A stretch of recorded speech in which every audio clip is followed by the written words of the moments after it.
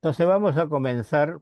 Muchas gracias por la invitación otra vez. Me parece un taller muy importante para los trabajadores, para los dirigentes de los trabajadores. El conocimiento más o menos detallado, con profundidad de lo que es el Estado y de lo que hoy se ha avanzado en las investigaciones sobre el Estado. Bueno, yo voy a comenzar con ciertas definiciones conceptuales. Primero, ¿qué es el Estado? ¿No es cierto? El Estado es una macroestructura. O sea, ¿qué quiero decir con todo eso? Que es una estructura muy grande, compleja, ¿no es cierto? La definición es más o menos la siguiente. Está ahí en rojo, las dos partes en rojo ahí. Es el conjunto de organizaciones, o sea, ¿qué es? Los poderes del Estado, ¿no? La burocracia civil, la militar, la policía, en fin, esas son organizaciones, son diferentes a una unidad, el Estado, ¿no es cierto? Entonces, el conjunto de organizaciones, también instituciones políticas, que es diferente a organizaciones. Instituciones políticas son las reglas de juego, las leyes, las normas, ¿no? Las instituciones, esas son la ley, la norma, las reglas de juego, y que son políticas o de la fuerza coercitiva, legales, administrativas, en fin. O sea, y hay que diferenciar organización de institución. Por ejemplo, ustedes tienen un sindicato y esa es la organización. Ahora, ese sindicato tiene sus reglas, tiene sus instituciones, toda organización tiene sus instituciones, ¿no es cierto?, con las cuales se rige. Entonces diferenciemos, porque es clave diferenciar estas cosas. La organización es una cosa, las instituciones son otra. Es como el partido de fútbol, ¿no es cierto? El equipo es una organización, las instituciones son las reglas con las cuales juega el equipo de fútbol, ¿no es cierto? Se echa goles con los pies, no con las manos, no, son las reglas, ¿no? Entonces, es con el conjunto de organizaciones, de instituciones políticas, coercitivas, legales, administrativas y también relaciones sociales. Ese aparato tiene relaciones sociales con la sociedad, con la gente, ¿no es cierto?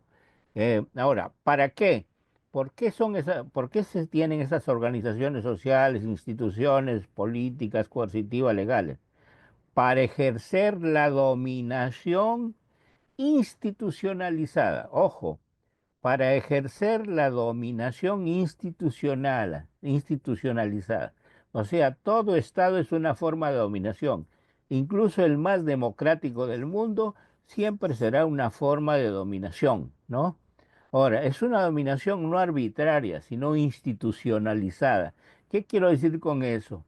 Que está sometido a reglas. La dominación está sometida a reglas.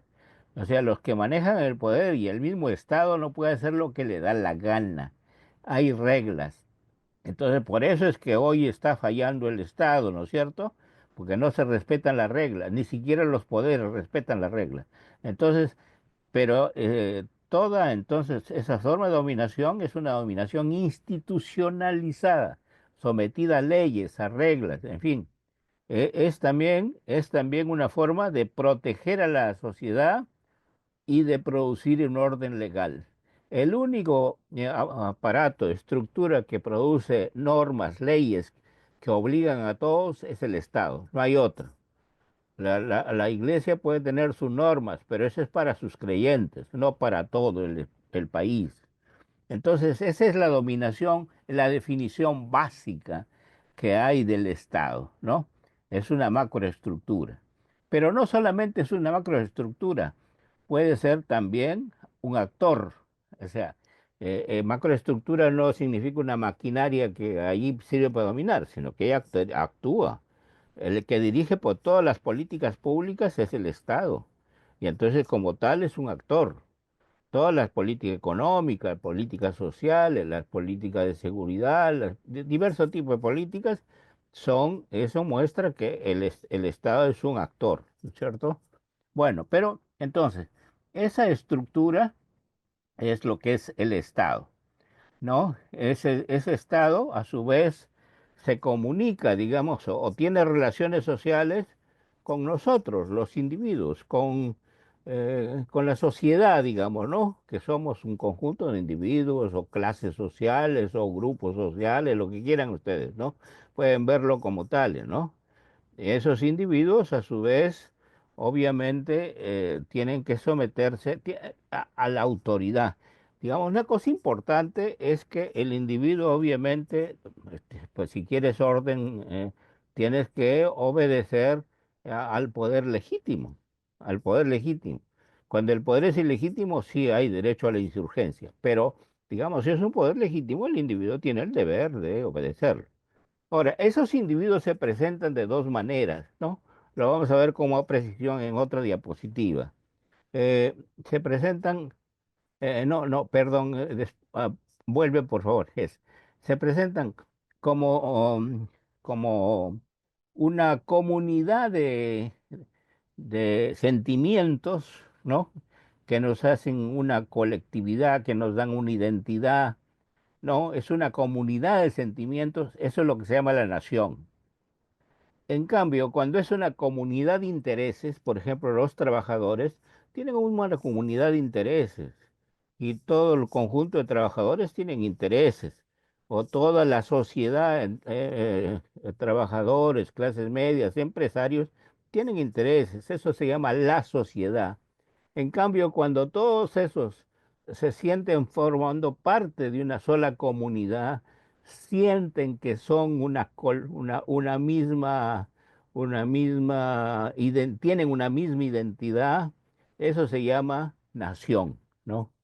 Entonces, el gran drama del Perú es que no hemos llegado a ser todavía una nación. Bueno, pero vamos a ver eso con más detalle luego. Entonces, ahora, eso es lo que es el Estado. Ojo que no hay que confundir, a mí me parece importante para todos los trabajadores, para todos los ciudadanos, distinguir que el Estado es diferente a lo que llamamos el gobierno. No es el gobierno ni las autoridades. El gobierno forma parte del Estado, pero no es el Estado. ¿Por qué digo esto? Porque normalmente a todo el mundo habla el gobierno y se refiere al Estado, y es diferente. ¿Qué es el gobierno entonces? Bueno, forma parte del Estado. El gobierno es, digamos, el conjunto de personas, ¿no? Elegidas por el pueblo para ocupar los puestos del mando del Estado y hacerlo funcionar.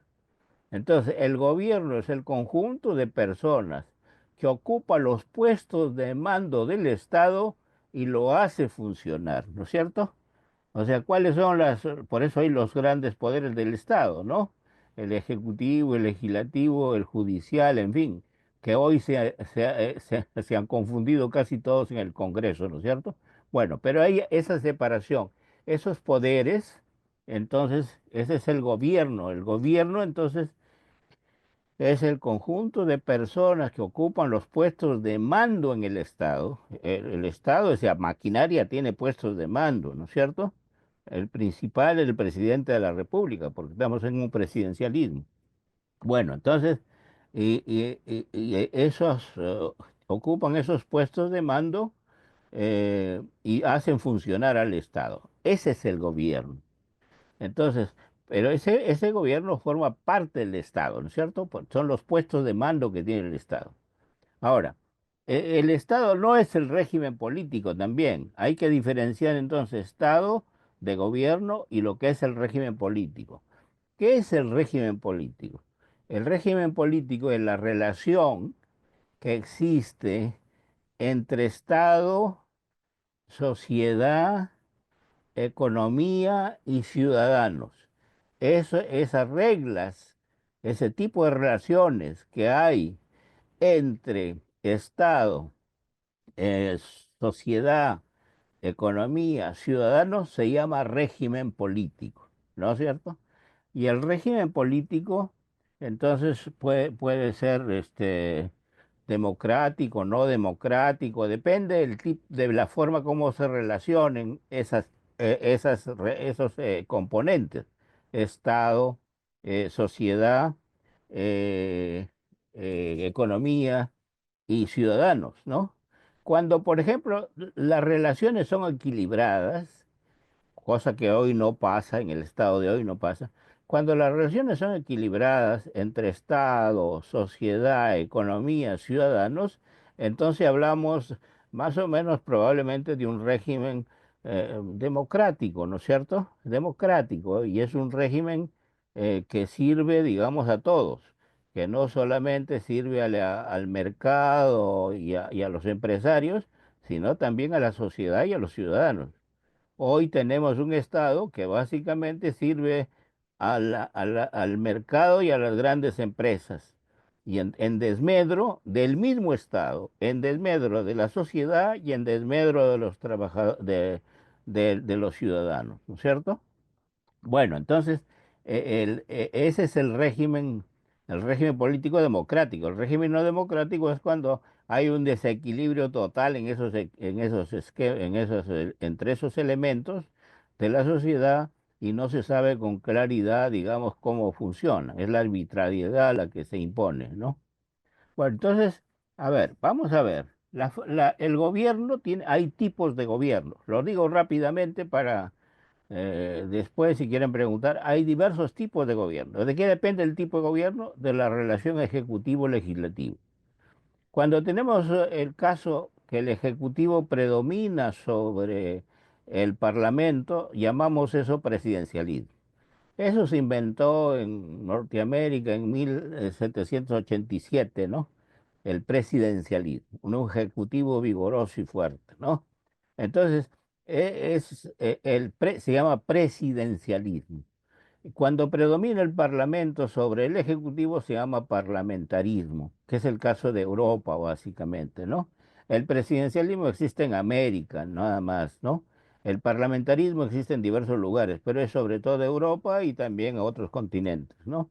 El parlamentarismo, el caso inglés es el más típico, ¿no? Bueno, pero toda Europa casi. Y hay el caso del semipresidencialismo, que también es importante y que hay países muy importantes que son semipresidenciales, en los cuales, fíjense ustedes, lo digo rápido para esto, el ejecutivo se divide en dos. El ejecutivo se divide en dos. En el presidente y el jefe de gobierno. El presidente es elegido por el pueblo, tiene la función de representar a la nación, de dirigir la política exterior y de declarar la guerra y la paz y punto. En cambio, el que gobierna día a día es el jefe de gobierno o primer ministro, ¿no es cierto? Ese es el que, y ese es, digamos, ese es el parlamentarismo, ¿no? Entonces, y ese primer ministro es elegido por el Congreso, ¿no? En cambio, el presidente de la República es elegido por toda la nación, ¿no es cierto? Entonces, ese semipresidencialismo es Francia, es Portugal, es Finlandia, en fin, hay varios países acá. Bueno, esas son, digamos, las formas de gobierno, ¿no? Y el régimen político puede ser democrático o no democrático, como ya dije, ¿no? Por ejemplo, en nuestro caso estamos en un régimen ya autoritario, ¿no es cierto? Acercándose a una dictadura. ¿Por qué? Porque el Congreso concentra todo el poder y el Ejecutivo, la presidenta, no es sino una pelele del Congreso, ¿no? O sea, está allí porque el Congreso le da gana. El Congreso es el gran elector, no es el ciudadano, ¿no? Desde el 2016 tenemos ese caso así acentuado en el Perú. Bueno, eso para una primera definición. Está allí como para que lo vuelvan a ver y a tratar de repetir. En todo caso, digamos, es una definición más o menos concentrada, esforzada por tener claridad sobre lo que es el Estado, ¿no? Y diferenciarlo claramente lo que es el gobierno y el régimen político, ¿ya? Eso es clave en esta diapositiva. Bueno, ahora veamos el otro diapositiva, perdón, la otra, perdón, eh, ya, esta otra, la segunda, esta. Funciones y capacidades. Ese es otro concepto que es clave, por favor, que lo entendamos todos. Este es fundamental. Las funciones del Estado son, digamos, las formas de dominación que las élites que mandan, que gobiernan, ¿no? Organizan para imponer sus intereses particulares y su dominio político al conjunto de la sociedad. Por ejemplo, ¿qué les digo? Los impuestos, ¿no? El monopolio de la violencia, las daciones de la ley, la misma burocracia, digamos, ¿no? La forma de penetrar el Estado en el territorio. Es decir, son funciones, son formas de dominación que las clases dominantes, las élites dominantes organizan para extender sus intereses particulares y su dominio a toda la sociedad, ¿no? A todo el país. Entonces, esas son funciones. Es necesario diferenciarlas de lo que es las capacidades. Esas funciones se hacen lo que se llama la formación del Estado. Esas funciones se llaman la forma. Cuando con independencia se fue desarrollando lo que se llama la formación del Estado. Después también en el siglo XX hemos tenido la formación del Estado, porque no tuvimos Estado en el siglo XIX, ¿no? Bueno, entonces la formación del Estado se llama esa construcción, esa organización de funciones que las clases dominantes nos imponen, ¿no? Ahora, la construcción del Estado alude a las capacidades que el Estado va a desempeñar, va a organizar para desempeñar bien las funciones que tiene. ¿A qué me refiero con las funciones? A ver, por favor, presten atención a esto porque esto es fundamental cuando quieran hacer una reforma. Primero, un diseño organizativo, un diseño institucional del Estado. ¿A qué me refiero con esto? Me refiero a cómo hay que diseñar la relación que el Estado va a tener con la sociedad, con la economía y con los ciudadanos, ¿no? Ese es el diseño básico que hay que tener, ¿no? El Estado neoliberal, por ejemplo, supone un diseño según el cual eh, el mercado es el central, el mercado y los grandes empresarios es lo central, y eso hace que el Estado mismo sea muy débil, que la sociedad no tenga todos los derechos que debe tener, ni los ciudadanos, ¿no?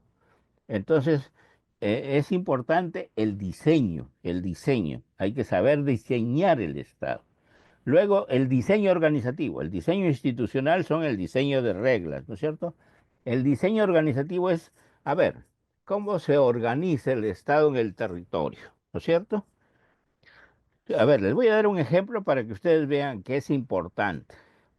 Fíjense ustedes, cuando ustedes miren el problema de seguridad ciudadana, ¿qué van a encontrar? Voy a dar como ejemplo Lima. Digamos, que hay más policías, ¿no? Que hay más policías donde hay, en los distritos que hay más seguridad, ¿no es cierto? En el distrito que hay más seguridad hay más policías. San Isidro, porque tiene 250 personas, 300 personas por policía. Y en los distritos donde hay eh, menos seguridad, hay menos policías. O sea, en donde la seguridad es más alta, inseguridad es mayor, hay menos policías.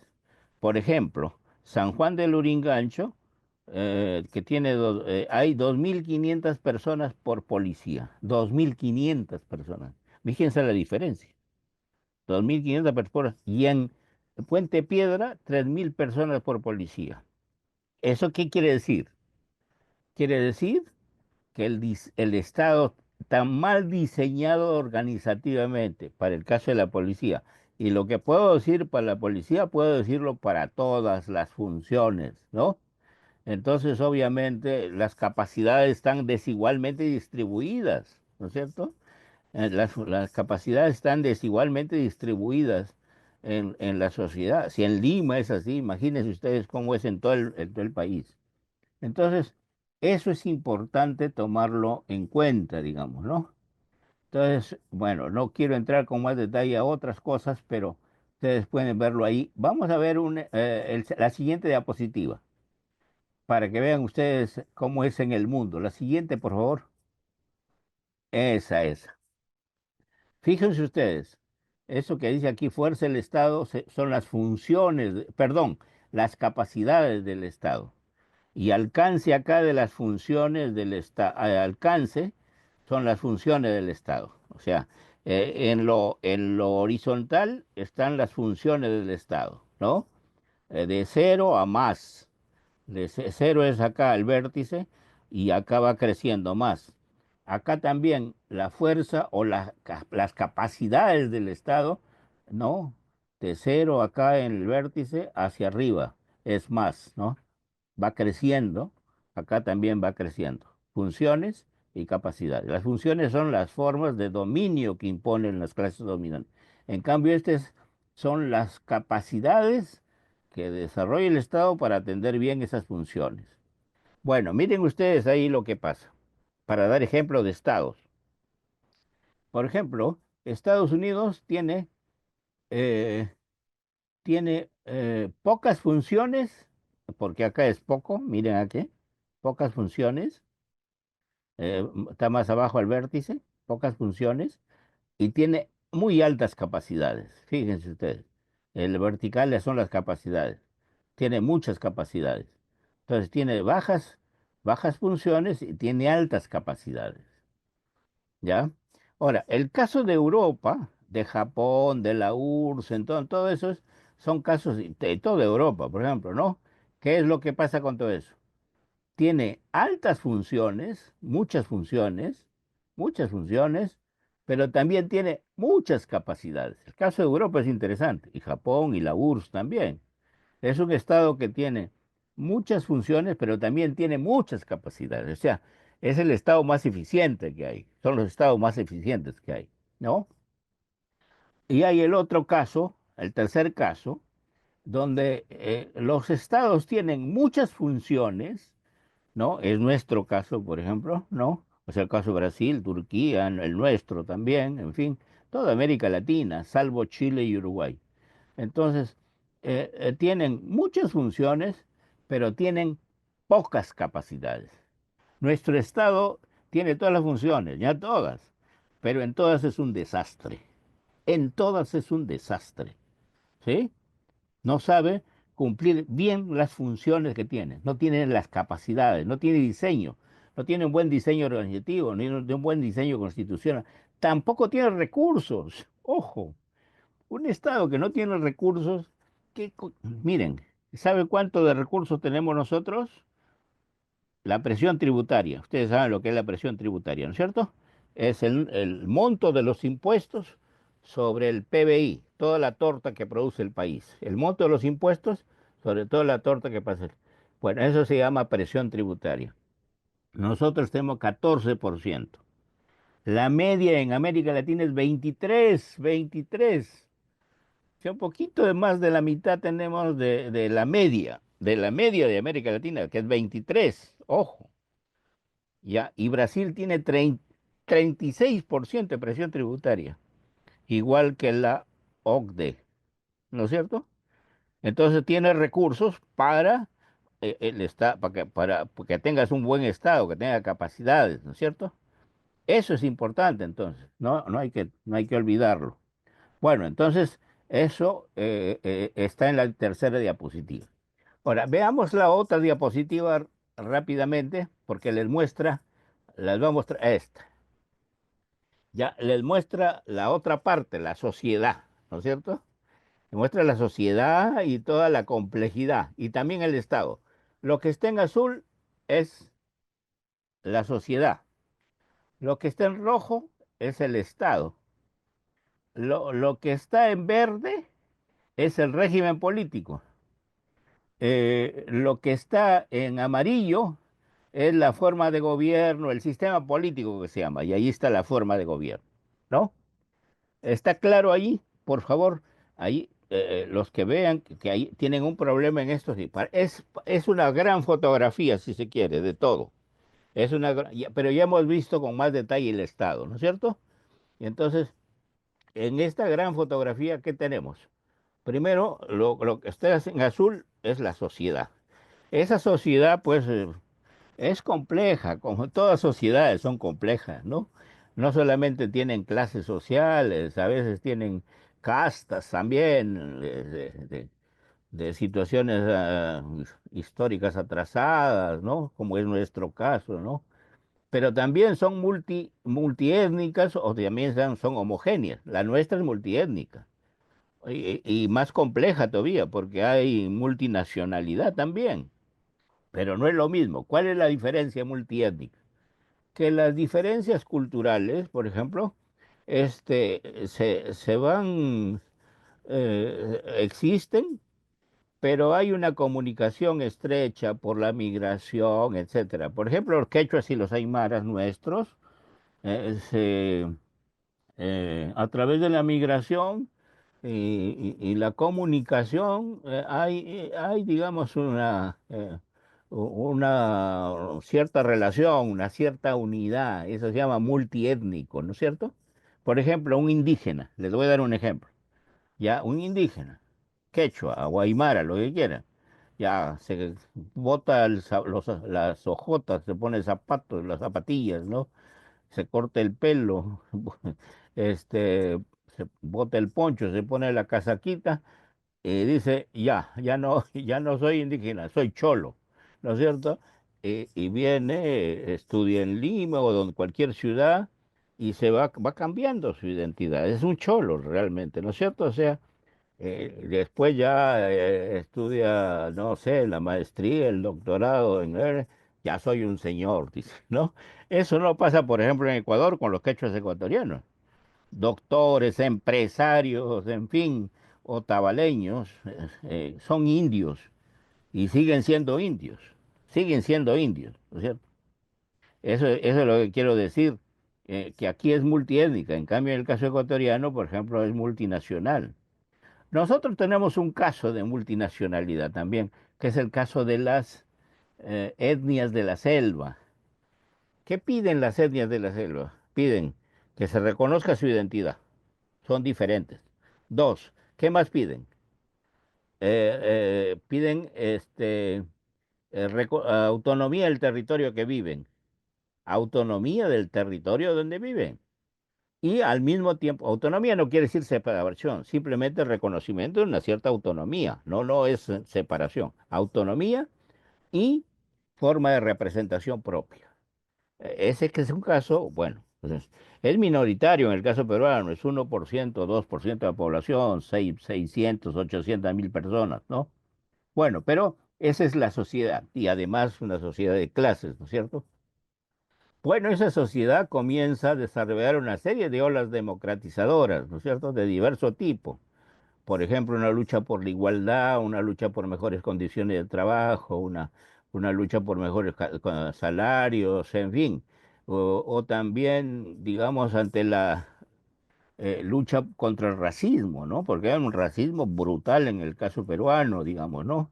Cosa que no pasa en otros países, por ejemplo, Argentina, Uruguay, Chile, ¿no? Aquí sí. Entonces, bueno, esas son historias que tiene una larga historia que no voy a contar. Bueno, entonces hay una desigualdad social y económica también. Pero la social es brutal, o sea, de ahí viene el racismo, ¿no?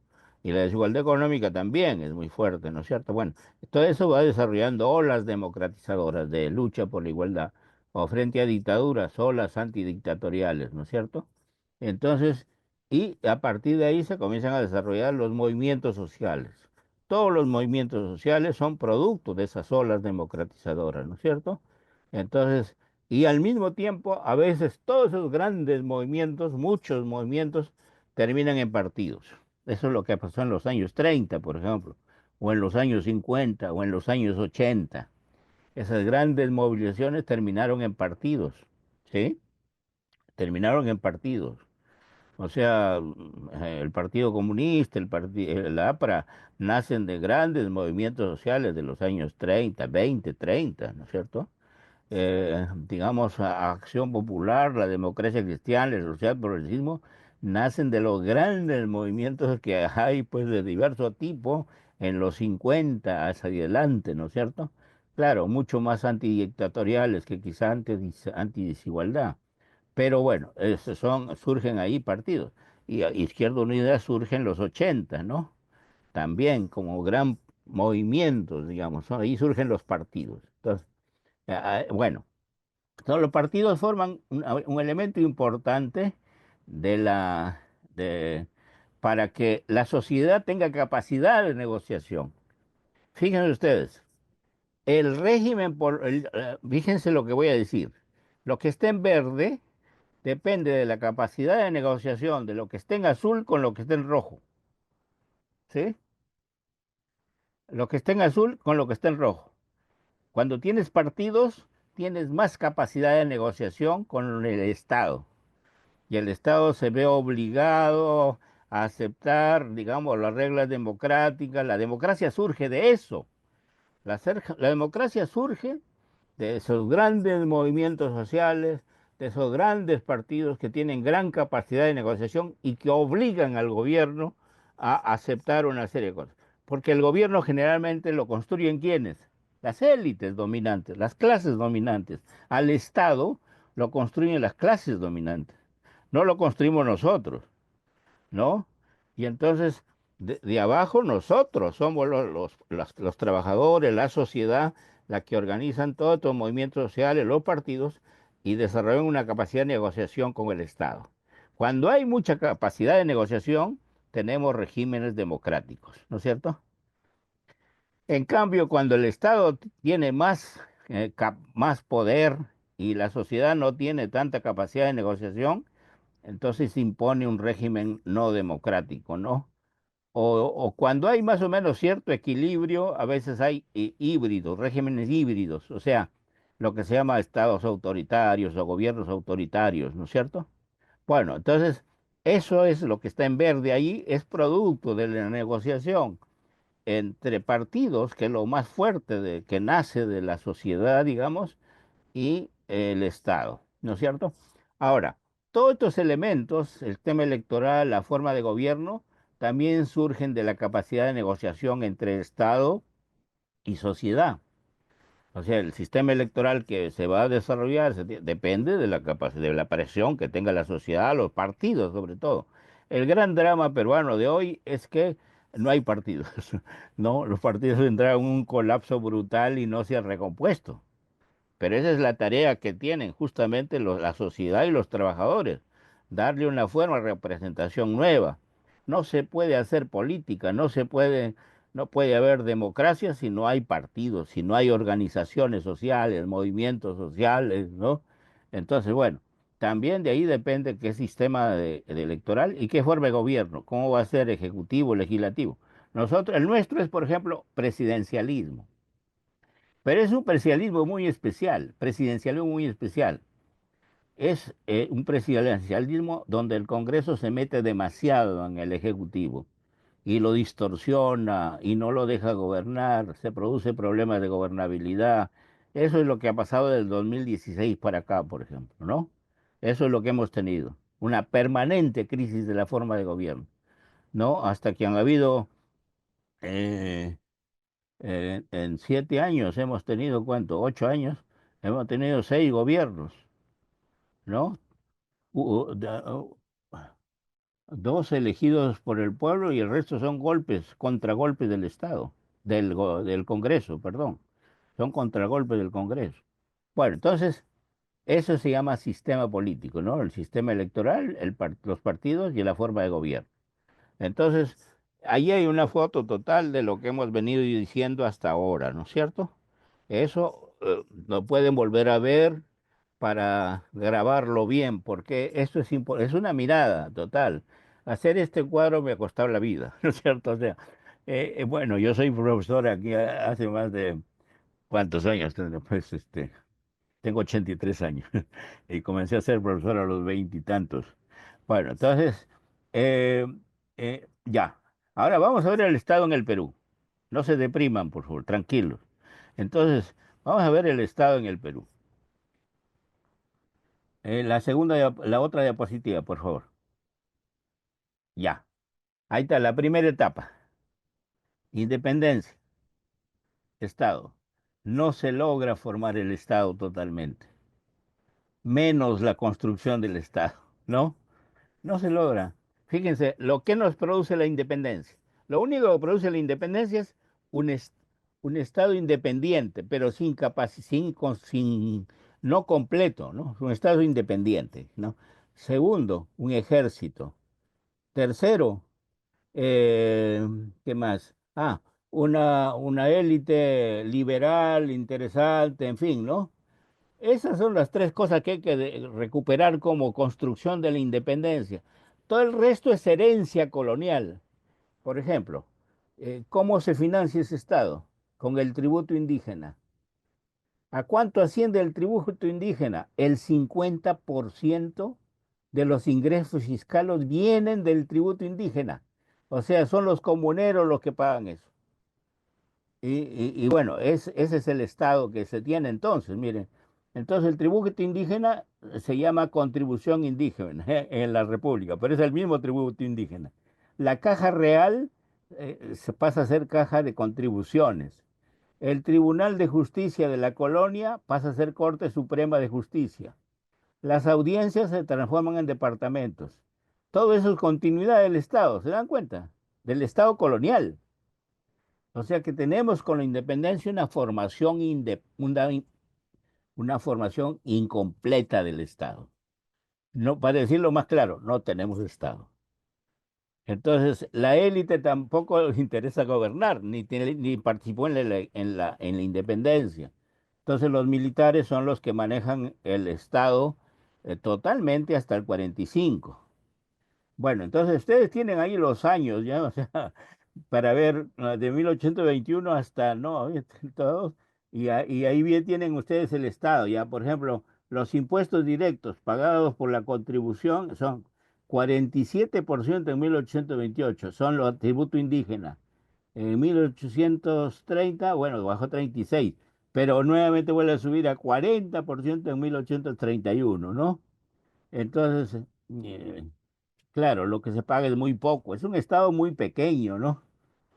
Fíjense ustedes, el gasto del Estado. El 50% de los gastos del Estado se los llevan los militares. El 50% se lo llevan los militares. No hay para escuela, no hay para nada, para salud, no hay nada, absolutamente. 50% son los militares y los policías, ¿no? Ya.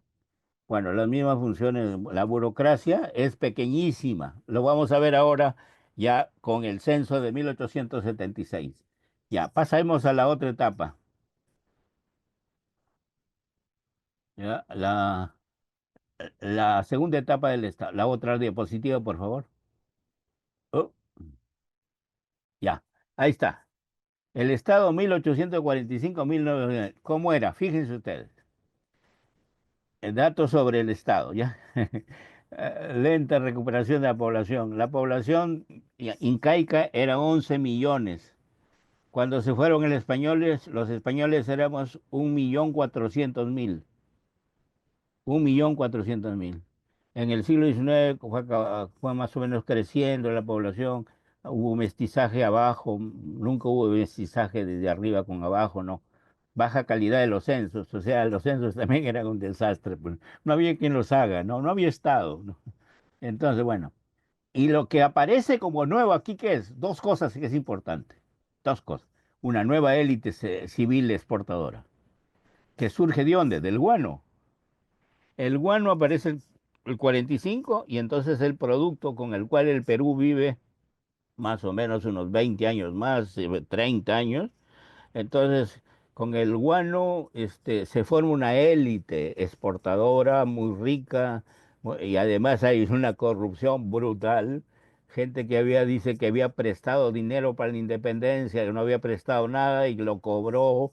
Y así, digamos, o dueños de esclavos que decían, a mí no me han pagado los esclavos y con el guano cobraban todo. La corrupción más alta que había habido, una de las corrupciones más altas que ha habido en la historia, ¿no? Bueno, lo otro es el Fujimori, ¿no? Bueno, entonces, esta es una nueva, eso es lo nuevo, es el guano. Entonces, el guano comienza a reemplazar a qué? Al tributo indígena. Fíjense ustedes ahí, el guano comienza a ser importante Bueno, el tributo indígena ya va, disminuye tremendamente en 1861, 1869, ya. Pero el guano comienza a ser importante después, ¿no? Ingresos fiscales por el guano, ¿no? Entonces, el guano es, a partir del año 45 comienza a ser importante, ¿no? Eh, eh, en 1854 se elimina el tributo indígena por la Revolución Liberal. La Revolución Liberal, dirigida por los liberales en alianza con Castilla, hacen dos grandes conquistas, ¿no? Una, la libertad de los esclavos y dos, la eliminación del tributo. Pero la eliminación del tributo no es eliminación de la servidumbre, ojo, eso se equivocaron los liberales. Bueno, pero entonces tenemos ahí eso, y después viene ya el guano, todo el resto es el guano. Ya, pasemos por favor a la otra diapositiva, eh, que es el mapa, este mapa. Ahí está. Este es el estado del siglo XIX. Miren, donde está la parte más negra es donde está, hay estado, más o menos. Y hay que estado coercitivo y algunas cosas de bienes públicos, ¿qué te digo? Por ejemplo, beneficencia pública, escuelas privadas de formación religiosa, en fin, ¿no? El Estado no tiene no ha creado el bien público educación, ¿no? Tampoco salud, obviamente. Eso recién se crea hacia el siglo XX, ¿no? Entonces, eh, donde hay más Estado es la parte más marrón, digamos, ¿no? La parte más roja, ya, Ica, es donde más o menos sigue. Después la otra menos roja tiene medio estado. Y después el resto casi no hay estado. Todo el resto no hay estado. Fíjense ustedes, todo el país no hay estado. Es lo que quiero decir es que el Estado se distribuye desigualmente en el territorio y eso sigue siendo hasta ahora, lo vamos a ver, ¿no es cierto? Bueno, entonces, allí se han tomado simplemente bienes públicos, que es profesores que hay, pero son todos religiosos, ¿no? No hay médicos que trabajan en emergencia pública, no son estatales, ¿no? Y la capacidad coercitiva sí. Miren, ¿saben cuánto trabajaban en el Estado en 1876? 15.200 personas. En el Estado, en 1876 trabajaban 15.200 personas. De esas, 8.000 eran militares, 6.000 eran policías, ya son 14.000.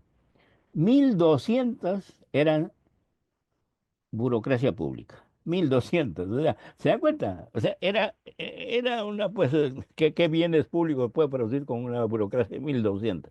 Bueno, todo el resto era un Estado básicamente coercitivo, de la fuerza, ¿no?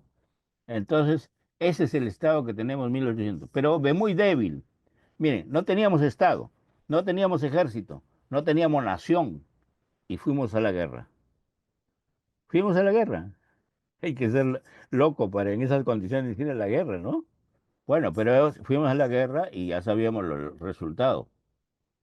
Ahora, después ya viene el Estado oligárquico, donde realmente se funde el Estado es a comienzo del siglo XX, 1896, 97, 1900 en adelante, recién se forma un Estado más o menos que podamos llamar el Estado oligárquico.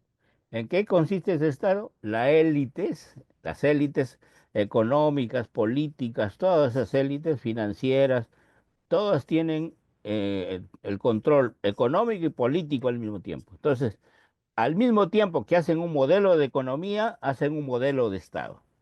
Hacen un modelo de economía exportadora, agrominero exportadora, en alianza con el capital extranjero. Y al mismo tiempo organizan un Estado que se llama, que Basadre le llamó República Aristocrática y que en realidad es un estado oligárquico, o sea, los que mandan son la élite oligárquica en todas sus fracciones, los partidos demócrata, constitucional y civil, y también, digamos, el gamonalismo. Esa alianza es fundamental, ¿no? Esos son los que mandan ahí en el Estado. Y claro, Este, hay ciertos cambios ya. Pasamos a la otra diapositiva, por favor. Ya.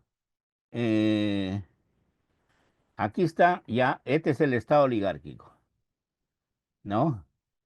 Que todavía donde hay más Estado es, bueno, es en el 40, este es el censo del 40. Fíjense ustedes, es el mejor censo que hemos tenido, o después el censo más importante que hemos tenido en la práctica, ¿no? Y después ya los otros censos son más o menos, pero este es un censo, buen censo, hecho por técnicos de primera, en 1940. Arca Parró, un socialista, dirigió este censo, ¿no? Entonces, este censo, fíjense, lo que muestra ya muchas cosas: penetración en la población, viviendas con agua, con desagüe, viviendas con luz, efectividad burocrática, o sea, personas que trabajan en la administración pública, seguridad ciudadana, personas que trabajan en el Ministerio de Gobierno y la policía, ¿no? Eh, eh, Capacidad coercitiva, personas que trabajan en el Ministerio de Guerra, la Marina, la aviación, provisión de bienes públicos, planteles ya. Aquí tenemos, por ejemplo, en realidad la educación es un bien público que se crea, fíjense ustedes, yo le quiero decir con mucha claridad, a comienzos del siglo XX. En 1900, un ministro polar dijo: Los peruanos no nos podemos comunicar a través de la ley, no nos podemos unir a través de la ley, vamos a tener que unirnos a través de la educación". Y entonces hizo cuatro cosas importantes. Ojo con esto, cuatro cosas importantes. Primero, la educación pública pasa del municipio al poder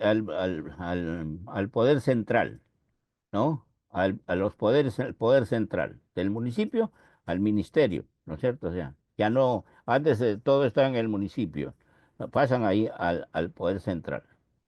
Segunda medida, eh, segunda medida, eh, el 20% de los gastos fiscales va a estar dedicado a la educación. En ese momento, educación formaba parte de instrucción, era instrucción y justicia, perdón, era justicia e instrucción. Así se llamaba el ministerio a comienzos del siglo XX. Pero los presupuestos estaban separados. Entonces le dieron 20%, realmente es importante. Ahora es cuánto, 16%. En ese momento 20, era importante, ¿no es cierto? Entonces, y la otra medida fue: créense las normales para que se formen los maestros, que sean maestros calificados. Y finalmente, la otra medida fue revolucionaria: todos los maestros al campo, todos los maestros al campo. Y entonces, pues, la educación comenzó a irse por todo el país. Y fue una cosa muy interesante, porque el campesinado comenzó a reemplazar el mito del Incarri por el mito del progreso, el mito de la educación. La educación comenzó a ser muy valorada por la gente, ¿no? Bueno, entonces, eh, em, eso es interesante, analizarlo. Miren, la salud recién es una cosa que surge en 1835, el Ministerio de Salud, ¿no? O sea, no hay bienes públicos realmente desarrollados. El Estado oligárquico sigue siendo un Estado patrimonial. El Estado oligárquico es una especie de chacra de la oligarquía y del gamonalismo. Una especie de chacra de la oligarquía y del gamonalismo. La manejan como si fuera su chacra. ¿Quién fue el primer presidente del BCR? Manuel Prado. El segundo, ¿quién fue? Beltrán, ¿no? O sea, todos lo manejaban ellos, ¿no? Todo eso no manejaban los técnicos, no había, ellos manejaban todos, ¿no? Era su chacra.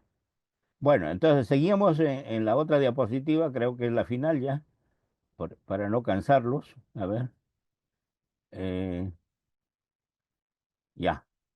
Ah, no, no es la definitiva, la final, ese es el estado de Velasco, ese es el estado corporativo. Es el estado que creó Velasco. Velasco es un estado fuerte, ¿no? Pero lo más importante del estado, ¿qué hizo? ¿Qué fue? Acabó con de los gamonales, de la oligarquía, y se fundó lo que se llama un estado burocrático. Fíjense usted, eso se produjo en Europa en el siglo XVIII. Esto que estoy contando el paso de un estado patrimonial a un estado burocrático en Europa se produjo en el siglo XVIII. Nosotros acá, Velasco lo está produciendo en 1968. Ese es el estado que hay aquí, el estado burocrático. Ya no está en manos de la oligarquía, del gamonalismo, no. Pasa a ser un estado burocrático. La burocracia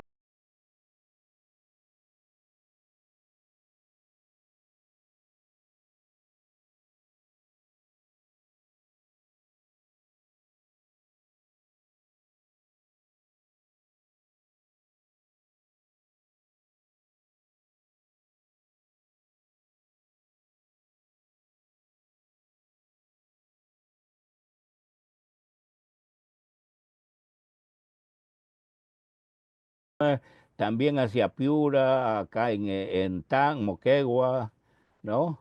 Moquegua y bueno, y lo demás ya Tacna también por esta parte. Pero, y en los otros todavía sigue el estado débil, ¿no? Sigue el estado débil, ¿no? Ustedes van a ver que bueno, este es el estado, ¿no? Que uno puede encontrar ya en el censo de 1981, con lo que hay efectividad burocrática, penetración en la población, provisión de bienes públicos, capacidad coercitiva, seguridad ciudadana. Bueno, seguimos al último, vamos al último, al estado neoliberal de ahora. Ya, este es el estado neoliberal de hoy, esa es la fotografía. Fíjense ustedes. Lo verde es donde hay más Estado. Lo rojo es donde el Estado es muy débil. Lo amarillo es donde es más o menos una situación intermedia. El rojo o no hay Estado o es muy débil, ¿no? Entonces, ese es lo que tenemos. Esto está hecho a nivel provincial. Lo otro sí está por regiones, por eso se ve más cosas. Este está a nivel provincial. ¿Qué es lo que pueden ver? Bueno, les voy a explicar cómo se ha hecho el cuadro el mapa, cómo para que vean ustedes. Eh, Aquí están todas las funciones del Estado y las capacidades, pero nosotros estamos midiendo capacidades, ¿eh? Ya, pero están las funciones y las capacidades acá. ¿Qué es lo que estamos midiendo? Por ejemplo, capacidad coercitiva. ¿Cómo se mide eso? Pero les cuento ya para que yo le pedí al ministro de Defensa que me dé los datos, no lo tenía. Tuve que hablar con cada comandante general para que me... Y sumando ya, más o menos vi cómo se distribuían los militares en el territorio. 86.000 militares, cómo se distribuían, ¿no? Entonces, uf, bueno, efectividad legal, ¿qué quiere decir esto? Donde efectivamente la ley más o menos se aplica para todos, ¿no? Entonces eso va midiendo, no todos no tienen, no todas las partes del territorio se aplica la ley por igual, ni se reconoce a la población como igual frente a la ley. Entonces, ese se llama efectividad legal. El otro es efectividad burocrática. Por ejemplo, eso lo medimos por eficacia, capacidad del gasto público, por provincia. Entonces, todo eso también está aquí. Eh, Seguridad ciudadana. Es impresionante el mapa de seguridad ciudadana. Todo aquí la costa roja, ¿no? El problema de la seguridad ciudadana está básicamente en la costa. Bueno, pero ese es un mapa aparte. Este es un resumen de todos los mapas. Yo no puedo, desgraciadamente, presentar cada mapa, porque si no es para llorar, ¿no es cierto? Entonces, mejor así en conjunto, aquí está sumado todo, el mapa total de todo lo que es el Estado. Aquí está sumado entonces capacidad coercitiva, efectividad legal, eficacia burocrática, seguridad ciudadana, provisión de bienes públicos, básicamente salud y educación, ¿no? Penetración del Estado en la población, penetración en el territorio y capacidad extractiva, o sea, capacidad impositiva. Todo eso está medido allí. Y entonces, fíjense ustedes, el Estado se ha ido desplazando hacia el sur un poco, ¿no? Hacia el sur. Llama la atención también que el Estado haya crecido hacia la Sierra Azul. Eso tiene que ver con el terrorismo, ¿no? Por la presencia militar y diversas maneras que había tratar de controlar la situación, ¿no? Bueno, entonces eso es lo que tenemos de Estado, básicamente. Fíjense ustedes, esa foto es deplorable, ¿no es cierto? O sea, las capacidades del Estado son... ¿Cuándo las pudimos ver? Con la pandemia. Con la pandemia. Con la pandemia pudimos ver que no teníamos un Estado que valga la pena, ¿no es cierto? La gente, el Perú es uno de los países donde hay más muertes por millones en el mundo, ¿no es cierto? Ese es el dato. Ahora, ¿a qué se debió? Bueno, mira, el ministro de Salud me contaba lo siguiente. Cuando trataron de desarrollar el plan de emergencia, Víctor Zamora me contaba que solamente habían 100 camas UCI, 100 camas UCI, en todo el país. ¿Saben lo que es 100 camas UCI? En todo el país, francamente, es para llorar. Entonces, en todo el país había solamente 3.000 camas hospital, en el hospital, 3.000 camas en todo el país. Bueno, ahora hay más o menos 3.000 camas UCI. Ahora, con la pandemia aprendieron algo y también hay cerca de 30.000 camas hospital, ¿no? O sea, la pandemia enseñó, la pandemia de la salud. Pero tenemos un Estado que era un desastre, ¿no es cierto? Y también, no solamente el Estado, la sociedad, pues. Tú no le puedes decir, por ejemplo, esa medida fue equivocada de Vizcarra, ¿no? Este, nadie sale de su casa. ¿Cómo vas a decirle al 70% de la población que vive al día, que no sale de su casa? ¿No? Se muere de hambre, bueno, ¿cierto? Son informales. Entonces, esa regla pues, no podrías cumplirla, ni la policía tampoco. O no le puedes decir a la gente, lávese las manos antes de siempre, si no había ni agua siquiera, digamos, en ciertas zonas, ¿no es cierto? Bueno, ese es el estado que tiene. Y si vivimos el territorio, es para llorar, ¿no es cierto? Bueno, en Lima es más o menos, hay estado, ¿no? O sea, en Lima y todas esas zonas, hay hacia el sur, hay algo, ¿no es cierto? Pero miren ustedes ya la parte de la sierra, incluso en el norte mismo, el estado es deplorable, ¿no? Tú no puedes hacer una política de emergencia en el norte, por ejemplo, si tiene un estado tan débil como eso, ¿no? O sea, no hay Estado en la práctica fuerte, ¿no es cierto? No tienen capacidades el Estado. Bueno, esa es una mirada del Estado, ¿no es cierto? Esa es una mirada del Estado que trataba de dar, ¿no? O sea, en realidad esto es producto de una investigación larga que hemos dedicado como 7 años un equipo para hacer este tipo de cosas en todo el Perú en el siglo XIX y XX. Bueno, hasta ahí llego. Disculpen que me amplíe demasiado. La verdad, Cinesio, ha sido mucho más de lo que todos nos, por lo menos pudiésemos eh, haber pretendido conocer de lo que es el Estado y más aún de nuestro Estado, ¿no? Muchas gracias, creo que nos has ilustrado a muchos los presentes y a los propios trabajadores que sin lugar a duda laboran en el Estado, pero que no tienen una percepción de lo que significan las políticas de Estado y allí seguramente radica la visión que tenemos desde los servidores públicos, ese millón de trabajadores del Estado que se estima, porque tampoco se sabe cuántos son, ¿no? Eso es algo que también está ahí en el aire, ¿no? Antes de dar algunas palabras a los compañeros, se encuentra con nosotros Carlos Ortega, si por favor eh, si está allí, para darle el uso de la palabra. Carlos Ortega es el secretario general de UNACE, quien nos acompaña y él quería también hacer una intervención, que era la idea de que inaugure, pero su reunión en el ministerio lo hizo entrar un poquito más tarde. Por favor, José Luis, ¿le podemos dar el uso de la palabra a Carlos Ortega?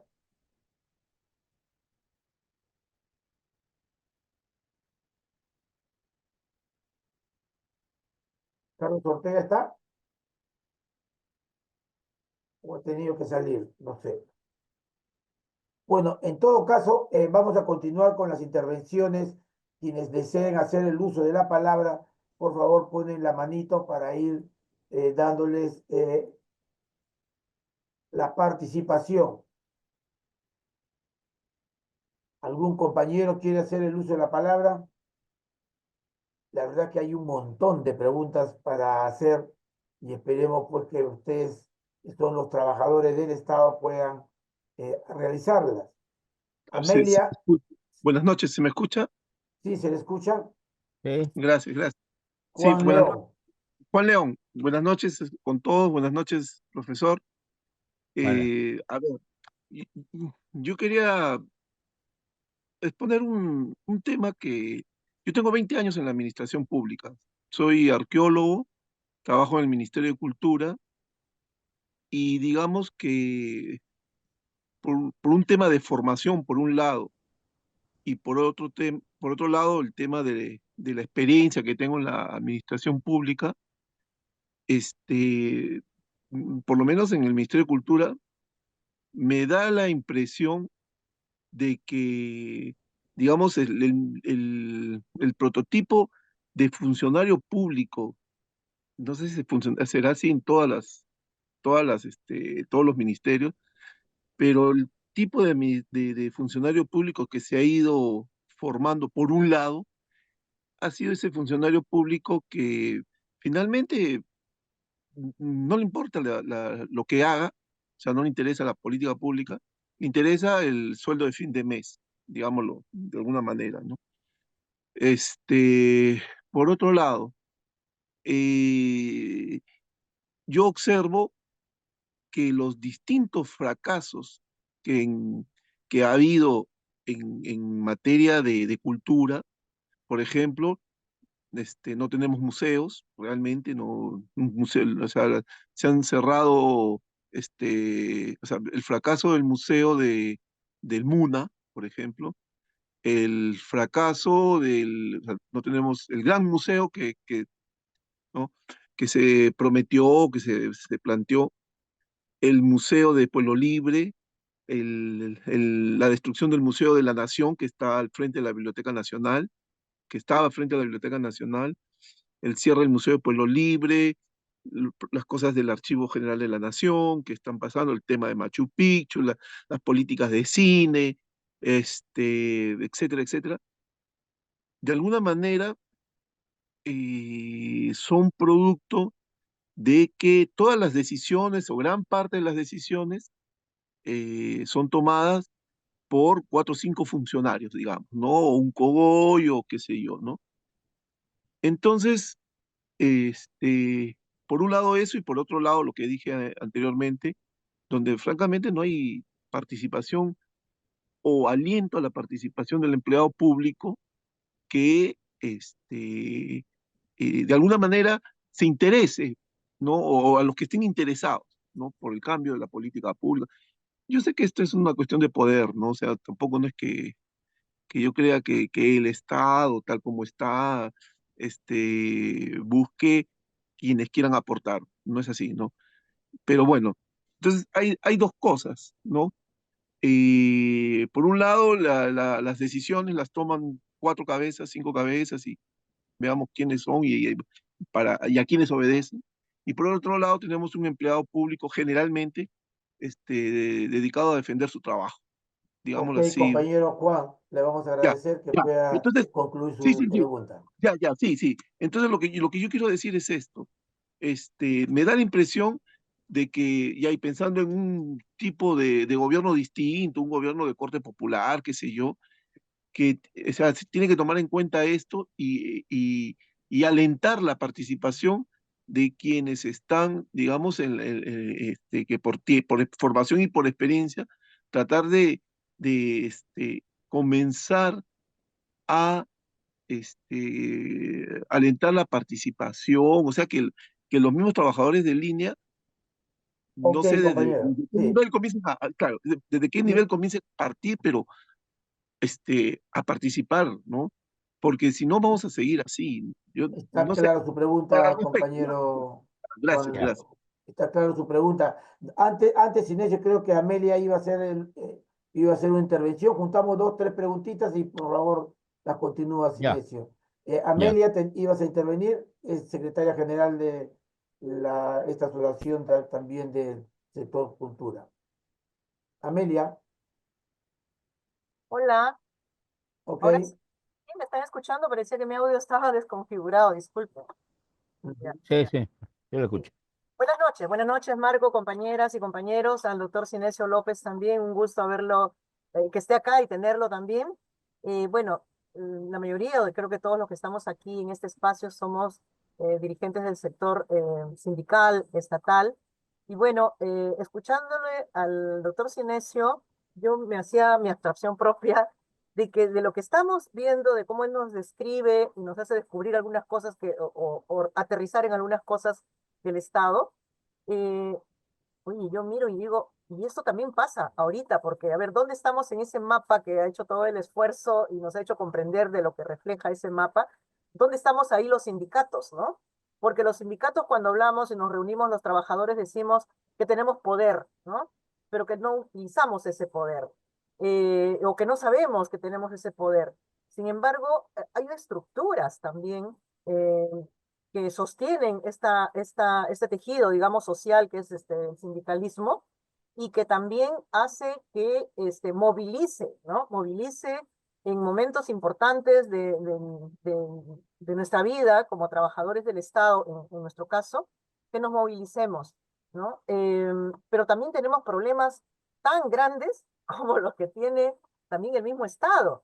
Y creo que también es porque esos problemas que tenemos nosotros son precisamente por el tipo de Estado que tenemos también posiblemente. Yo no sé si estoy abstrayéndome demasiado o tratando de pensar solamente en lo que es el sindicalismo por dentro de cómo tenemos nuestro propio Estado, nuestra propia organización, pero lo cierto, doctor Cinesio, y que usted es una persona que nos ha enseñado, somos parte de esa escuela del diálogo social, usted ha sido también autoridad ha sido parte del gobierno en algún momento, y entonces debe saber usted qué pensamos también los trabajadores y los sindicatos, pero hay un problema también al interior de nosotros y de nuestros propios gobiernos, ¿no? Y que tiene que ver con a dónde estamos yendo y a dónde estamos, o sea, qué estamos haciendo nosotros con el movimiento sindical, ¿no? Nosotros estamos, mm, a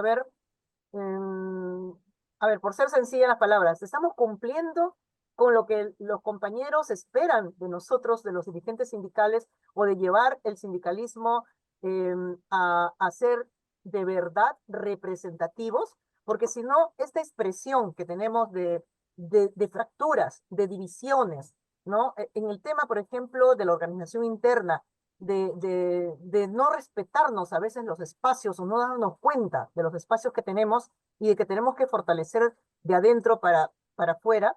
Entonces, es una expresión, yo creo, Bien, del compañera. orden, ¿no? Entonces, yo eso por ahora quería comentar, Marco, si me disculpas, de repente no estoy a tono con lo que querías, por la preocupación que crees que... No, porque entendemos que queremos, necesitamos una respuesta, todos necesitamos una Así como, respuesta. ¿a dónde estamos Le voy llevando a al dar la Estado? ¿A dónde palabra llevamos al le sindicato? voy a dar la palabra a Luis Solís, pero antes quería precisar que recordemos que al final del taller, ahí vamos a ver, nos vamos a mirar la cara todos los trabajadores, ¿no? La idea es ir avanzando en cada tema de los personas que nos están acompañando, en este caso Sinesio. Luis Solís, tienes el uso de la palabra, por favor.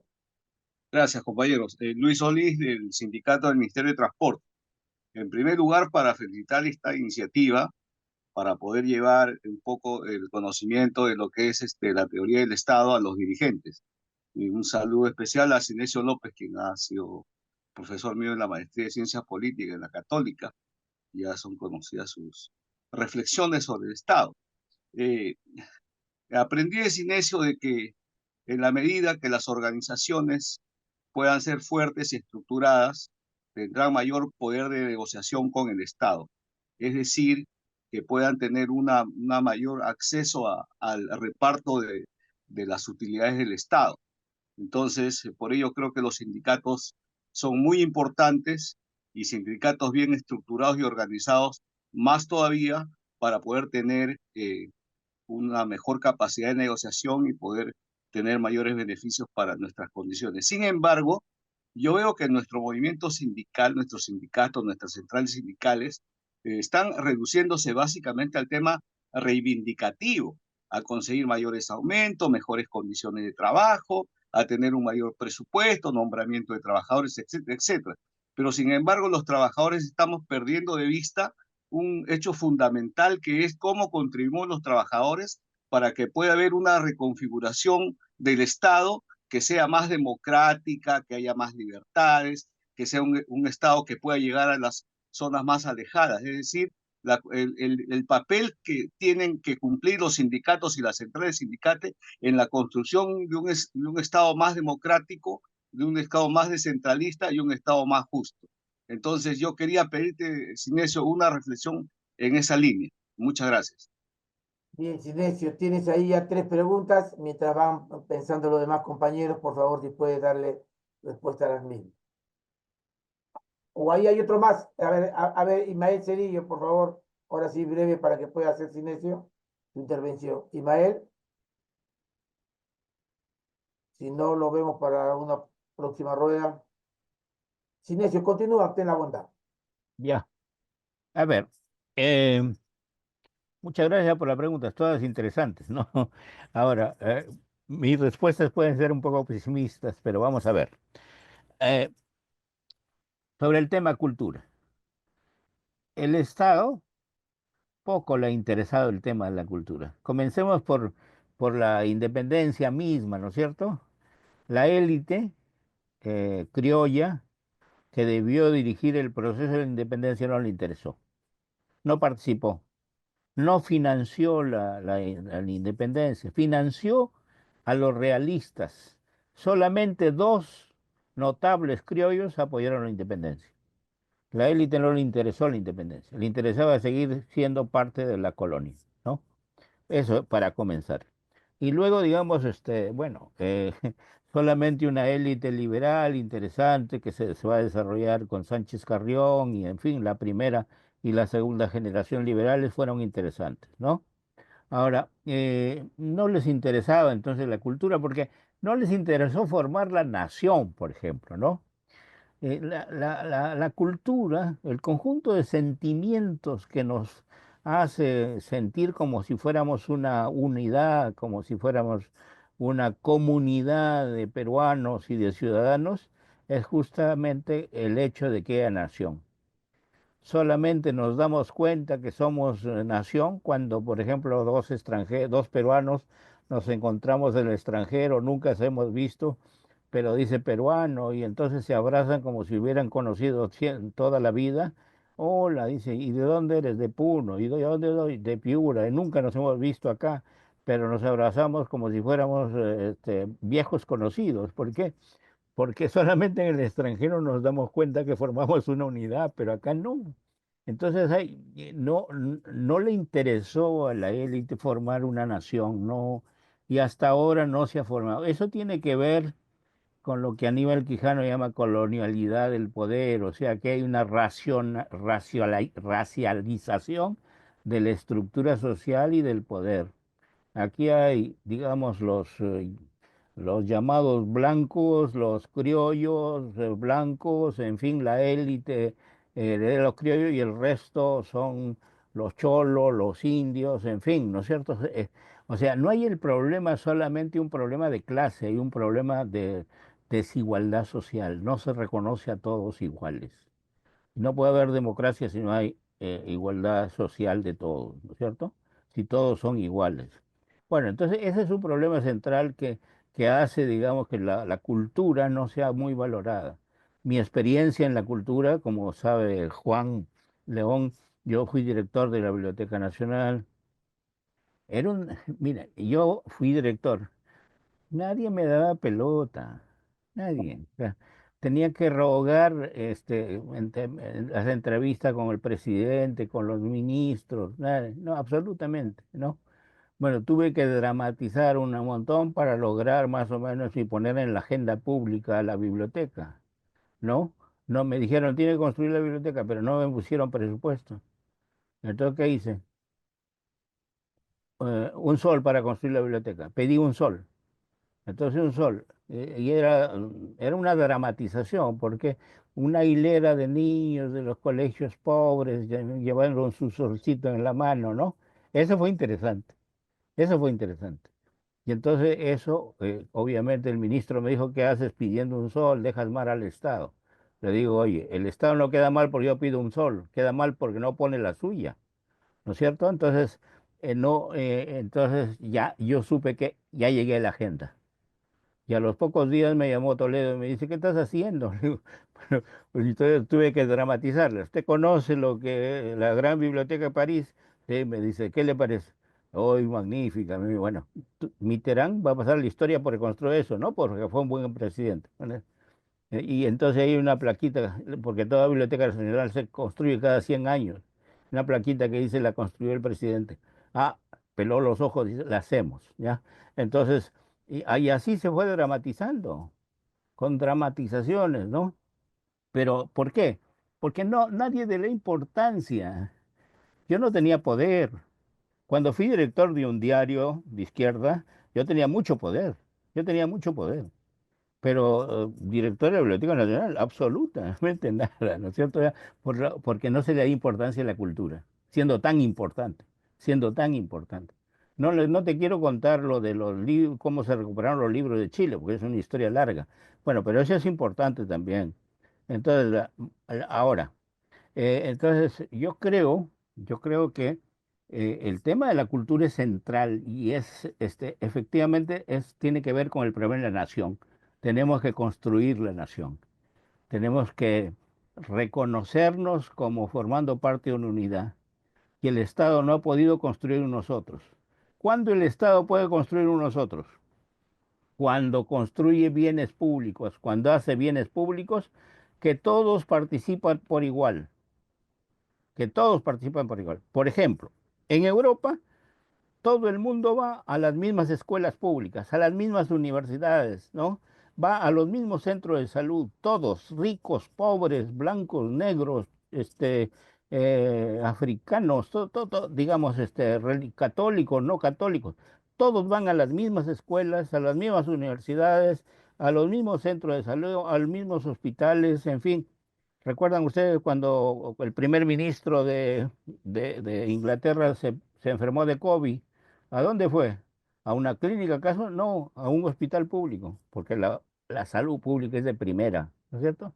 Es de primera. La educación también, así tiene que ser. Y entonces tendremos una nación, al menos un sentimiento de comunidad nacional.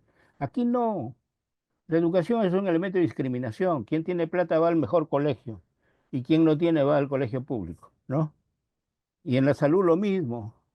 Fíjense ustedes, Zamora me contaba, el ministro, que hay una élite aquí, pequeña élite, que no va a las clínicas peruanas, va a las clínicas norteamericanas. Y cuando vino la pandemia no podían ir. Y entonces fueron haciendo ascos a las clínicas peruanas. Ah, decían, ¿no? Entonces, ¿pero por qué? Porque se creían por encima de todos, ¿no? Por encima de todos. Y entonces no sentían parte del Perú, ¿no es cierto? No sentían parte del Perú. Bueno, aquí hay que hacer una escuela pública de calidad, hay que hacer una salud pública de calidad, una seguridad ciudadana para todos, la justicia y la ley igual para todos, y entonces veremos que tenemos nación, ¿no es cierto? Veremos que tenemos nación. Bueno, entonces, y cultura de primera, ¿no es cierto? Bueno, entonces, en torno al otro, a lo del sindicato que hacía Amelia, me parece interesante. Fíjense ustedes, mi tesis, y esta es una respuesta también para Luis, mi tesis es que, bueno, los estados son hechos por las clases dominantes y por las élites gobernantes. Así son todos los estados en el mundo, así son, salvo cuando hay revoluciones, ¿no? Cuando hay revoluciones, sí, los de abajo entran, ¿no? Pero revolución popular, ¿no? Pero entonces ahí sí entran los de abajo. Pero en general los estados, en fin, son hechos por la clase dominante y por la élite gobernante. Ahora, sin embargo, los grandes cambios que puede hacerse el Estado, no vienen de las instituciones estatales. Eso quiero decirlo claro a ustedes, dirigentes sindicales. Le quiero decir, no viene. Díganle al Congreso a ver que se reforme. ¿Qué va a hacer? Cosas peores. Díganle al Poder Judicial que se reforme. ¿Qué va a hacer? Peor, ¿no es cierto? O sea, o el Ejecutivo que se reforme. Los grandes cambios no vienen de las instituciones estatales, salvo que, como el caso de Velasco, el temor a que hubiera una revolución popular de abajo, ¿no? Que barra con todo, lo lleva a hacer grandes cambios desde arriba. Eso me lo dijo el general Fernández Maldonado. Me dice, yo me hice izquierdista combatiendo las guerrillas, me dijo. Y le digo, a ver, explícame, ¿cómo fue eso de que te hiciste izquierdista combatiendo las guerrillas? Porque toda mi generación de coroneles nos dimos cuenta de lo siguiente, que el problema no era la guerrilla, que era un aerolito que caía así, no, que el problema era mirando los rostros de todos los siervos levantados, la servidumbre, el campesino servil levantado que tomaba haciendas todos los días, propiedades, la ira contenida social, histórica, la rabia histórica que tenían, eso iba a acabar en una revolución incontenible, que no sabíamos cómo iba a culminar realmente. Y entonces todos nos dijimos, si no hay una revolución desde arriba, todo esto va a acabar en una revolución popular que no vamos a saber, no vamos a poder contener o no sé qué es lo que puede pasar. Bueno, ese es el caso de la revolución de Velasco, pero en esos casos puede haber cambios, como hizo, efectivamente cambios importantes, ¿no es cierto?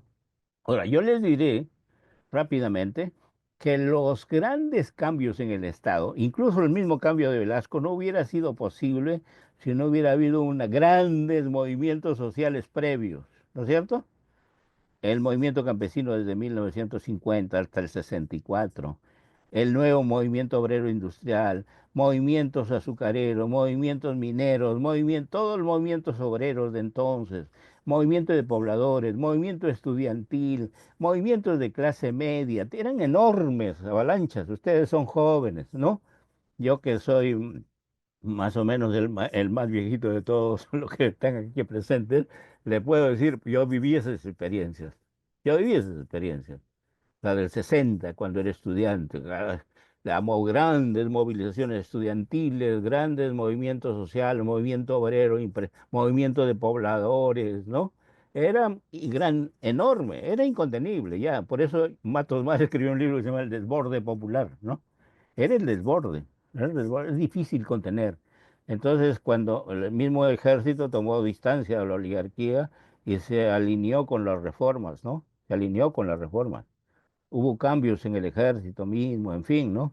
Los grandes cambios traen grandes cambios, cambios en el Estado. Las grandes movilizaciones de abajo y traen grandes cambios en el Estado. Es la calle en movimiento, es la calle en movimiento. Yo diría que eso es importante, ¿no es cierto? Por ejemplo, fíjense ustedes lo que hubo en la movilización última después del contragolpe a Castillo, el contragolpe del Congreso. Esta gente que se movilizó es impresionante. La agenda que puso era una agenda política, que no le dio ningún partido, no, salió de los forros del gran movimiento, que esas son experiencias que ellos sentían.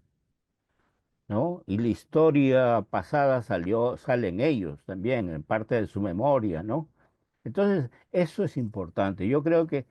Por eso yo creo que los sindicatos dentro del Estado, los sindicatos fuera de los, en la sociedad, los grandes movimientos sociales, los grandes movimientos de ciudadanos, es importante tomarlos en cuenta porque esa es lo que trae grandes cambios en todo, no solamente en el Estado, en la economía, en la cultura, en la sociedad, todo, ¿no es cierto? O sea, tú estás viendo, yo vi en las grandes movilizaciones que había sobre todo la mujer quechua y aymara, en estas movilizaciones era impresionante, ¿no? De grandes cambios sociales, culturales y la fuerza, la vehemencia que querían en búsqueda de grandes cambios, ¿no es cierto? Plantearon una agenda política muy importante, ¿no? Y bueno, yo creo que entonces, sí, Lo que pasa es que es necesario, obviamente, que esos grandes movimientos sociales tengan una cierta representación política, sean capaces de articularse, porque también están muy fragmentados, ¿no es cierto?